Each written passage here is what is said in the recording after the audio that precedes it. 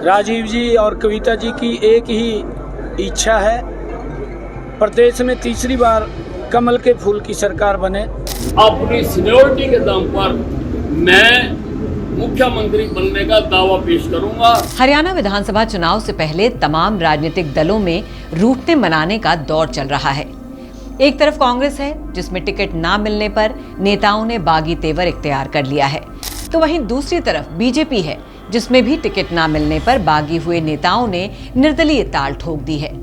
ऐसे ही बागियों को मनाने का जिम्मा पार्टी की तरफ से हरियाणा के कार्यवाहक मुख्यमंत्री नायब सिंह सैनी को दिया गया है, जो लगातार पार्टी के नेताओं और कार्यकर्ताओं से मुलाकात कर रहे हैं और उन्हें मनाने की कोशिश कर रहे हैं।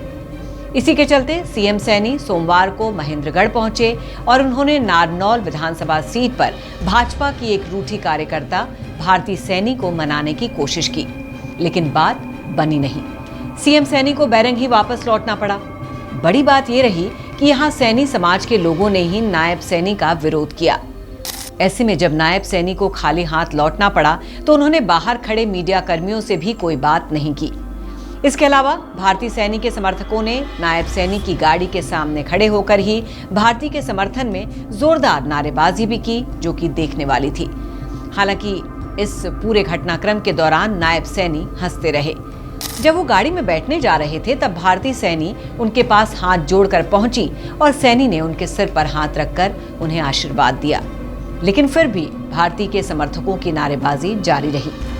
इसके साथ ही नायब सैनी पूर्व मंत्री रामविलास शर्मा के भी घर पहुंचे। उन्होंने रूठे रामविलास से नाराजगी भुलाने की बात कही और चुनाव में सहयोग करने की मांग भी की। रामविलास शर्मा पूर्व मंत्री हैं। उन्होंने महेंद्रगढ़ से पार्टी के टिकट के लिए दावेदारी पेश की थी, लेकिन पार्टी ने उनका टिकट काट दिया। टिकट कटने के बाद रामविलास शर्मा अपने समर्थकों के साथ भावुक हो गए थे। इसी के बाद सैनी उन्हें भी मनाने के लिए उनके घर पहुंचे और उन्होंने पूर्व मंत्री की नाराजगी को दूर करने की कोशिश की। दूसरी तरफ रविवार को नायब सैनी पूर्व कैबिनेट मंत्री कविता जैन और राजीव जैन को मनाने में कामयाब हुए। इस दौरान बीजेपी प्रदेश अध्यक्ष मोहन लाल बडोली भी उनके साथ मौजूद रहे।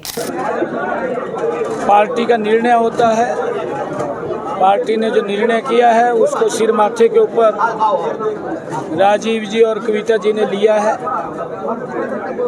थोड़ा मन में आता है कि काम किया है, परंतु राजीव जी ने और कविता जी ने निर्णय लिया है कि हम मजबूती से लग कर के कमल का फूल खिलाने का काम करेंगे। और हमने भी इस बात से आश्वस्त किया है, क्योंकि राजीव जी हमारे प्रदेश स्तरीय और कविता जी हमारे नेता हैं। पूरे प्रदेश में इनका उपयोग करेंगे। जहां भी पार्टी आवश्यकता होगी हम इनको वहां भेज करके काम को गति देने का काम करेंगे। राजीव जी और कविता जी की एक ही इच्छा है, प्रदेश में तीसरी बार कमल के फूल की सरकार बने, और उसको लेकर के इन्होंने अपना निर्णय वो बदला है और पार्टी को समर्थन देने का भरपूर सहयोग के साथ पूरे कार्यकर्ता सभी उसके अंदर एकजुट होकर के लगेंगे, ताकि कमल का फूल तीसरी बार खिले। आदरणीय मोदी जी के नेतृत्व में ये हरियाणा प्रदेश और तीव्र गति से विकास की गति में आगे बढ़ सके। वहीं 2 बार पूर्व मुख्यमंत्री के मीडिया सलाहकार रह चुके राजीव जैन बीजेपी से टिकट कटने पर नाराज चल रहे थे, जिन्होंने आजाद उम्मीदवार के तौर पर अपना नामांकन भी कर दिया था। लेकिन अब खबर ये है कि वो अपना नामांकन वापस ले लेंगे। एक तरफ हरियाणा के मुखिया सैनी बागी नेताओं को मनाने की कवायद कर रहे हैं, तो वहीं अब पूर्व गृह मंत्री अनिल विज ने सीएम के तौर पर अपना दावा पेश करके उनकी मुसीबतें और बढ़ा दी हैं। उन्होंने भी अपने तल्ख तेवर दिखाते हुए साफ कर दिया कि सीनियर लीडर होने की वजह से वो भी अब हरियाणा में मुख्यमंत्री पद के दावेदार हैं। सुनिए। मेरे पास सारे हरियाणा से लोग आ रहे हैं और मेरे अम्बाला के लोग भी, मैं जहाँ जहाँ गया हूँ, मुझे कह रहे हैं कि आप सीनियर मोस्ट हो, आप सीएम क्यों नहीं बने। तो लोगों की मांग पर इस बार अपनी सीनियरिटी के दम पर मैं मुख्यमंत्री बनने का दावा पेश करूंगा। सरकार बनाती है, पार्टी बनाती है या नहीं बनाती, परंतु अगर बना दिया अगर बना दिया मुझे मुख्यमंत्री इस प्रदेश का, मैं हरियाणा की तकदीर बदल दूंगा, मैं हरियाणा की तस्वीर बदल दूंगा। जाहिर तौर पर अनिल विज के इन तेवरों ने न सिर्फ नायब सैनी की बल्कि पूरे पार्टी की टेंशन बढ़ा दी है।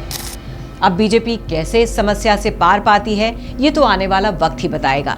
लेकिन इतना तो साफ है कि इस चुनाव में न सिर्फ कांग्रेस बल्कि बीजेपी के अंदर हो रही गुटबाजी और नाराजगी ने चुनाव को बेहद दिलचस्प बना दिया है। तो फिलहाल की इस खबर में बस इतना ही। बाकी खबरों के लिए देखते रहिए श्रेष्ठ भारत। श्रेष्ठ भारत पर खबरों से जुड़े रहने के लिए चैनल को सब्सक्राइब और लाइक करें, बेल आइकन दबाएं और देखते रहें श्रेष्ठ भारत।